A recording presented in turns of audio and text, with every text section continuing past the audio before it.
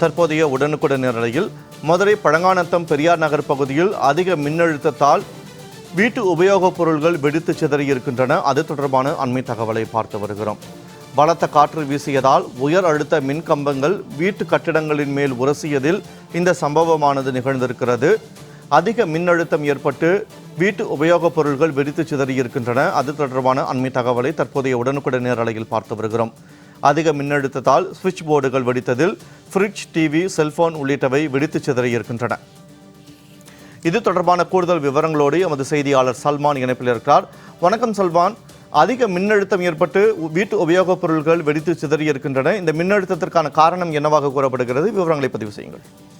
வணக்கம் வினோத். மதுரை மாவட்டத்தில் இருக்கக்கூடிய பல்வேறு பகுதிகளிலும் காலை முதலாகவே பலத்த காற்று வீசி வருகிறது. இன்றைய தினம் உலக காற்று தினமாக அனுசரிக்கக்கூடிய நிலையில் இன்றைய தினம் காலை முதலே இதே நிலைதான் நீடித்து வருகிறது. மதுரை பழங்காநத்தம் மாடக்குளம் மெயின் ரோடு வழியாக செல்லக்கூடிய பெரியார் நகர் கிழக்கு தெரு பகுதியில் உயர் மின்னழுத்த கோபுரமானது பல்வேறு பகுதிகளில் அமைக்கப்பட்டிருக்கின்றன. அந்த மேற்கூரை கட்டிடங்களில் எல்லாம் அதற்கு மேலாக செல்லக்கூடிய அந்த டவர் லைன் என்று சொல்லக்கூடிய உயர் மின்னழுத்த கம்பிகள் பலத்த காற்றின் காரணமாக அந்த கட்டிடங்களில் உரசியதன் காரணமாக அதிக அளவிற்கான மின்னழுத்தம் வீடுகளுக்குள்ள மின் இணைப்புகளுக்குள் சென்றுள்ளது. இதன் காரணமாக வீடுகளுக்குள் அமைக்கப்பட்டிருந்த சுவிட்ச் போர்டுகள் அனைத்தும் வெடித்து சிதறிய நிலையில் அதோடு இணைக்கப்பட்ட மின் சாதனங்களான டிவி, ஃப்ரிட்ஜ், அதே போன்று செல்போன் உள்ளிட்ட சாதனங்களும் வெடித்து சிதறியதோடு மட்டுமல்லாமல் மின் விசிறிகளும் வெடித்து சிதறக்கூடிய ஒரு நிலை ஏற்பட்டிருக்கிறது.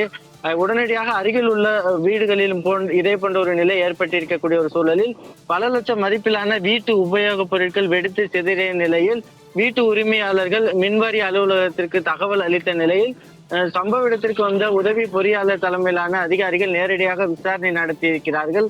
அந்த பகுதியில் காற்று அதிக அளவிற்கான வீசிய நிலையில் தான் இது போன்ற உயர் அழுத்த மின் கம்பிகள் இது போன்ற கட்டிடத்தில் உரசியதன் காரணமாக தான் இது போன்ற விபத்து ஏற்பட்டிருப்பது தெரிய வந்துள்ளதாகவும், மேலும் கட்டிடங்களும் இது போன்ற விரிசல் விடக்கூடிய ஒரு நிலை ஏற்பட்டிருக்கிறது. எனவே இது போன்ற உயர் மின் அழுத்த கம்பிகள் செல்லக்கூடிய பகுதிகளில் உடனடியாக அனுமதியை மீறி கட்டப்பட்ட கட்டிடங்களுக்கு நோட்டீஸ் வழங்குவதற்கான நடவடிக்கை எடுக்கப்படும் எனவும் மின்வாரிய அதிகாரிகள் தெரிவித்திருக்கிறார்கள். வினோத், தற்போதைய அண்மை தகவல்களுக்கு நன்றி சல்மான்.